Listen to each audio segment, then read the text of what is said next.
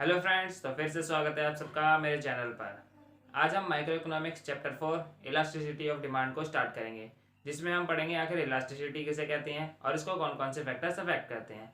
तो चलिए बिना टाइम वेस्ट किए स्टार्ट करते हैं।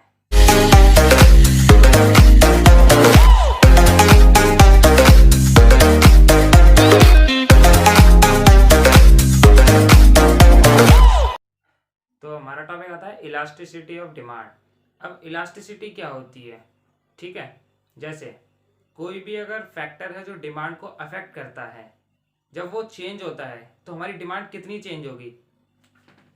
कम अमाउंट में चेंज होगी, ठीक है, या ज़्यादा अमाउंट में चेंज होगी, या और ज़्यादा अमाउंट में चेंज होगी, ठीक है। ये जो हमारी डिमांड कितनी चेंज होगी वो होती है हमारी इलास्टिसिटी ऑफ डिमांड, ठीक है। अब जैसे हमारा पहला क्या है, elasticity of demand percent, it refers to the percentage change in demand of good X, ठीक है, respect to the percentage change in factor affecting demand. अगर हम सिर्फ इलास्टिसिटी ऑफ डिमांड की बात करें तो ये परसेंटेज चेंज इन डिमांड होता है। कोई भी गुड एक्स ले लो जो हमें गिवन है, ठीक है, और उसको अफेक्ट करने वाले जितने भी फैक्टर्स हैं वो, ठीक है। तो ये है हमारा फॉर्मूला और यहीं से बनती है इसकी डेफिनेशन, ठीक है। नेक्स्ट आता है हमारा price elasticity of demand. Price elasticity of क्या है, डिमांड जो है वो चेंज होगी, उसका रीजन होगा प्राइस। जब हमारे प्राइस चेंज हो रहे हैं तो हमारी डिमांड चेंज हो रही है, बट कितनी कितनी चेंज हो रही है। मान लो 10 रुपये हमारे प्राइस हैं जिसपे 50 रुपये क्वांटिटी हम बाय कर रहे हैं, 9 रुपये प्राइस हो गया तो हम कितनी क्वांटिटी करेंगे, कम, ठीक है। सॉरी, प्राइस घटा है तो हम क्वांटिटी इंक्रीज करेंगे, 60 करेंगे, 55 करेंगे, 70 करेंगे।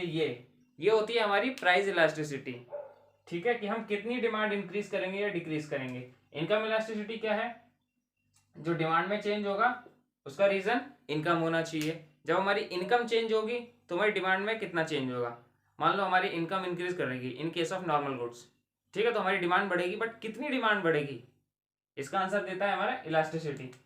सेम ऐसे है क्रॉस इलास्टिसिटी डिमांड में, जब हमारी किसके रिलेटेड गुड्स के प्राइस हमारे चेंज होंगे, ठीक है। रिलेटेड गुड्स कौन कौन से हैं, सब्स्टिट्यूट गुड्स और कम्प्लीमेंट्री गुड्स। इनके जब हमारे प्राइस चेंज होंगे तो हमारी डिमांड में क्या फर्क आएगा, मतलब कितनी चेंज होगी और किस परसेंटेज से चेंज होगी, ठीक है, वो बताते हैं हमारे इलास्टिसिटी। या फिर कम चेंज होगी या ज्यादा चेंज होगी, तो तीनों में क्या बता रहे हैं, सब में परसेंटेज चेंज इन डिमांड, ठीक है, with respect to the factors. यहाँ पे हमारे ऑल फैक्टर्स की बात करी हमने पहले में। प्राइस इलास्टिसिटी में हमने सिर्फ प्राइस की बात करी, इनकम इलास्टिसिटी में हमने सिर्फ इनकम की, क्रॉस इलास्टिसिटी में हमने प्राइस ऑफ रिलेटेड गुड्स, ठीक है। हमें सिर्फ ये इनकी डेफिनेशन पढ़नी है, ये नहीं पढ़ना है डीप में, ना ये पढ़ना है डीप में, हमें सिर्फ ये पढ़ना है डीप में, ठीक है। तो इसलिए आगे चलते हैं।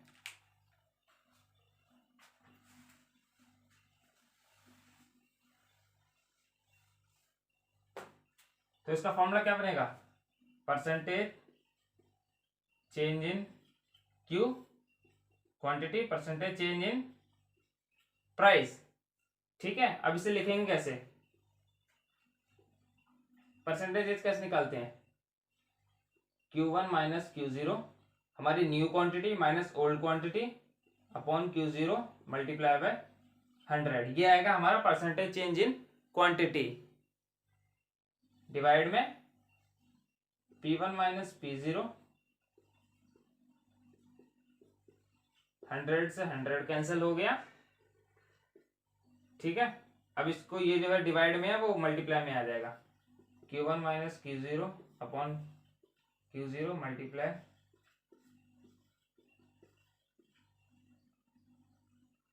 ठीक है। तो क्या बना formula, change in Q upon Q0 multiply P0 upon change in P। इसको ऐसे भी लिखते हैं, change in Q upon change in P multiply P0 upon Q0, ये हो गया हमारा।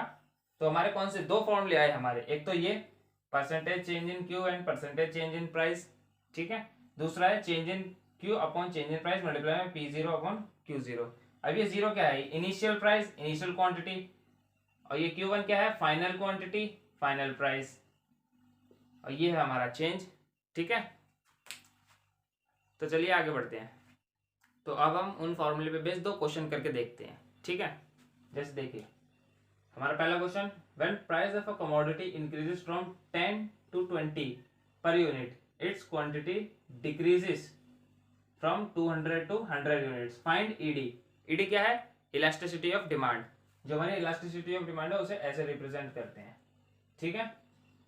इलास्टिसिटी ऑफ डिमांड हमें फाइंड करनी है। अब हमें क्या क्या दे रखा है, जो हमारे प्राइस है वो 10 to 20 हो रहे हैं, तो हमारा इनिशियल प्राइस कितना है 10, फाइनल प्राइस 20, ठीक है। और जो हमारी क्वांटिटी हो रही है वो 200 से 100 यूनिट्स डिक्रीज कर रही है, ठीक है। Q0 200, फाइनल Q है हमारा 100 यूनिट्स, ठीक है। तो अब हमारी ईडी क्या होगी, हम कौन सा फॉर्मूला लगाएंगे? हमारे पास दो फॉर्मूले हैं, एक परसेंटेज फॉर्मूला परसेंटेज, दूसरा है proportionate, change in Q upon change in P multiply P0 upon Q0, ये फॉर्मूला हम यूज करेंगे। चेंज इन Q क्या है? Q1 minus Q0, 100 minus 200 minus 100, change in P 20 minus 10, ठीक है, मल्टीप्लाई में P0 अपॉन Q0, कितना आया? माइनस 0.5, ये आ गई हमारी ईडी की वैल्यू, ठीक है।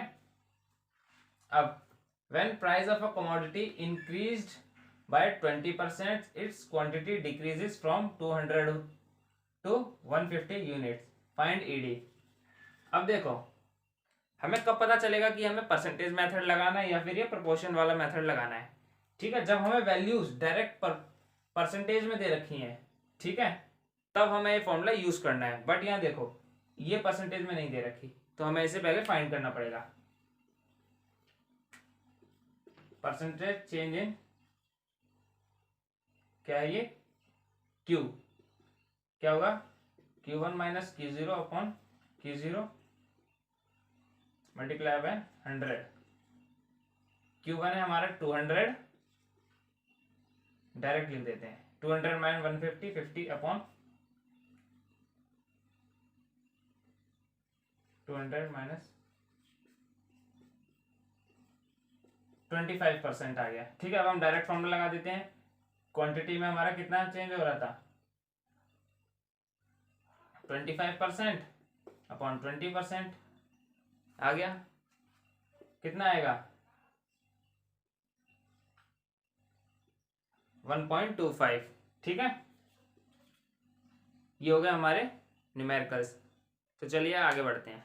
हमने ये दोनों वैल्यूज तो निकालनी इलास्टिसिटी ऑफ डिमांड की, बट हमें ये पता करने या कि रिप्रेजेंट क्या कर रहे हैं, ठीक है। यहाँ पे देखो नेगेटिव में 0.5, ठीक है, लेकिन इस नेगेटिव पे ध्यान मत दो, ये हमें सिर्फ ये बताता है, यहाँ पे भी नेगेटिव होना चाहिए, कि जो हमारा डिमांड, जो हमारी क्वांटिटी डिमांडेड है और जो प्राइस का रिलेशन है वो इनवर्स है, नेगेटिवली, ठीक है, नेगेटिव रिलेशन है उनके बीच में। अब देखो यहाँ क्या है 1, यहाँ क्या है 1, ठीक है। जब हमारा प्राइस 1 यूनिट से चेंज 1% से चेंज होगा तो हमारी जो क्वांटिटी होगी वो अपोजिटली 0.5% चेंज होगी, ठीक है। सेम यहाँ पर है, जब हमारा प्राइस 1% से चेंज होगा तो हमारी जो क्वांटिटी है 1.25% से चेंज होगी, ठीक है। अब जैसे हमारा प्राइस 1% से इंक्रीज कर गया तो क्वांटिटी हमारी 0.5% से डिक्रीज करेगी, और अगर हमारा प्राइस 1% से डिक्रीज कर गया तो हमारी जो क्वांटिटी है इंक्रीज करेगी 1.25% से, ठीक है। तो चलिए आगे बढ़ते हैं। तो अब हमारा टॉपिक आता है degree of price elasticity of demand. जो हमारी इलास्टिसिटी है वो किस किस तरीके से चेंज होती है, ठीक है। तो सबसे पहला हमारा है परफेक्टली इलास्टिक डिमांड। इसमें क्या है, जो ईडी की वैल्यू है वो इन्फिनिटी है। इसका क्या मतलब है, जो हमारा डिमांड कर्व होगा पैरेलल टू एक्स एक्सिस होगा, ठीक है। तो इसमें क्या है, हमारा प्राइस चेंज नहीं हो रहा है, ठीक है। जो प्राइस का जो इम्पैक्ट है वो क्वांटिटी पे बिल्कुल नहीं है, ठीक है, नल। लेकिन हमारी क्वांटिटी चेंज होगी, या तो इंक्रीज होगी या डिक्रीज होगी, लेकिन प्राइस से उसका कोई रिलेशन नहीं है, ठीक है। ये होती है हमारी इलास्टिसिटी इन्फिनिटी। उसके बाद आती है परफेक्टली इन इलास्टिक डिमांड। अब जो इसमें डिमांड है हमारी इलास्टिसिटी, सॉरी इलास्टिसिटी है वो हो जाती है 0। इसमें प्राइस चेंज होता है बट क्वांटिटी पे उसका कोई असर नहीं होता है, ठीक है, क्वांटिटी कांस्टेंट ही रहती है। तो ये होती है हमारी इलास्टिसिटी 0। ये ध्यान रखना, जब हमारा ईडी इन्फिनिटी होता है तो जो हमारा डिमांड कर्व है वो पैरेलल टू एक्स एक्सिस, और जब ईडी हमारा 0 होता है इलास्टिसिटी, तब हमारी जो डिमांड होती है वो होती है पैरेलल टू वाई एक्सिस, या तो इसको हॉरिजॉन्टल कह लो, इसको वर्टिकली भी कह लो। उसके बाद आता है हमारा यूनिटरी इलास्टिक। अब यूनिटरी का क्या है? यूनिटरी इलास्टिक, जो हमारी इलास्टिसिटी है इसमें है 1 रहेगी। और 1 कब कब रहेगी? जब हमारा क्वांटिटी एंड प्राइस, वो भी percentage change in Q and percentage change in price, दोनों क्या रहेंगे? सेम रहेंगे। मान लो ये 20% है, ये भी 20% रहेगा। इसका मतलब क्या है? प्राइस 20% से इंक्रीज किया, क्वांटिटी 20% से डिक्रीज कर गई। या 50% कह लो, 50% से प्राइस इंक्रीज किया, 50% से क्वांटिटी डिक्रीज कर गई। तो इसमें क्या रहेगा? ईडी की वैल्यू, ईडी की वैल्यू रहेगी 1, ठीक है। तो इसमें इसका डिमांड कर्व रहता है बिल्कुल स्ट्रेट, और ये जो बॉक्सेस आते हैं चेंज वो रहते हैं, ये थोड़ा ऐसा होना चाहिए, ये जो चेंज होगा ये होगा इक्वल, ठीक है। इसका एक और कर्व बनता है ऐसे, इसको कहते हैं रेक्टेंगुलर हाइपरबोला। इसमें जितने भी ये बॉक्सेस बनते हैं इन सब का एरिया होता है सेम, तो इसकी वैल्यू हो जाती है 1, ईडी की वैल्यू। उसके बाद आते हैं इलास्टिक डिमांड। इलास्टिक डिमांड में क्या है? हमारी ईडी की वैल्यू जो है वो ग्रेटर देन 1 है। अब इसका क्या मतलब है? इसका मतलब है जो हमारे प्राइस थोड़े से चेंज होंगे, बहुत कम प्रोपोर्शन में चेंज होंगे, ठीक है, मान लो 5% से चेंज हो गए, तो जो हमारी क्वांटिटी होगी वो ज़्यादा इंक्रीज या डिक्रीज करेगी, ठीक है, ज़्यादा प्रोपोर्शन में चेंज होगी। जैसे प्राइस में चेंज हुआ 5% और जो क्वांटिटी में चेंज हो गया मान लो 20%। तो ये है हमारी इलास्टिक डिमांड, इलास्टिक। तो इसमें हमारा जो कर्व रहेगा डिमांड का वो रहेगा फ्लैटर, ठीक है। यहां देखो, small change in P responsible for large change in Q, ठीक है। अब elastic demand, in elastic demand में क्या है? हमारा जो प्राइस है वो ज्यादा प्रोपोर्शन में चेंज होगा, मान लो 50% प्राइस चेंज हो गया हमारा 50% से, बट जो हमारी क्वांटिटी है वो 10% चेंज हो रही है, तो ये है हमारी इन इलास्टिक। इसमें हमारा डिमांड कर्व कैसा रहेगा? फ्लैटर, सॉरी स्टीपर, ठीक है। तो ये देखो, ये पहला प्राइस में चेंज देखो और क्वांटिटी में चेंज देखो, ठीक है, अंतर है। तो ये होती है हमारी इन इलास्टिक डिमांड, ठीक है। अब इसको हम एक ही ग्राफ पे भी रिप्रेजेंट कर सकते हैं। यहाँ पे होती है हमारी ईडी इन्फिनिटी, बिल्कुल बीच में होती है ईडी 1, यहाँ होती है 0 और यहाँ होती है ग्रेटर देन 1, लेस देन 1, ठीक है। तो चलिए आगे बढ़ते हैं। तो फ्रेंड्स, हमारा ये टॉपिक यहीं पे ख़त्म होता है। नेक्स्ट क्लास में हम इलास्टिसिटी के डिटर्मिनेंट्स पढ़ेंगे और कुछ न्यूमेरिकल भी करेंगे, ठीक है। और इन सब चैप्टर के नोट्स आपको डिस्क्रिप्शन में मिल जाएंगे, वहाँ से आप डाउनलोड कर सकते हैं। और हाँ, जाने से पहले हमारी वीडियो को लाइक, शेयर एंड सब्सक्राइब जरूर करें, और हाँ, बेल आइकन को प्रेस करना ना भूलें। तब तक के लिए बाय बाय।